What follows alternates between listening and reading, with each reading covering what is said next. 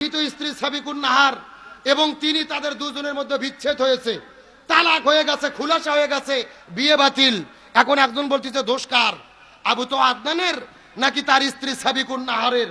আমি বলতে চাই বিবাহ যদি বিচ্ছেদ হয় দোষ কম হোক বেশি হোক দুইজনেরই থাকে। তার কারণ আমার নবী হাদিস শরীফের মধ্যে বলেছেন যখন একটা বিবাহ বিচ্ছেদ হয়ে যায় আল্লাহর আরশে আজিম পর্যন্ত কেঁপে ওঠে। তাহলে এই যে বিবাহ বিচ্ছেদ হলো দোষ কম বেশি দুইজনেরই থাকতে পারে, কিন্তু আমার কথা হলো আবু তো আদনানের দ্বিতীয় স্ত্রী আর সাবিকুন নাহার তারও দ্বিতীয় স্বামী, আপনারা তো বিচ্ছেদ করলেন, আবু তো আবারও তৃতীয় বউ পাবে, সাবিকুন নাহার তৃতীয় স্বামী পাবে। তবে আমার প্রশ্ন, তাদের দুইটা সন্তান আছে, এই দুইটা সন্তান কাদের ভালোবাসা পাবে?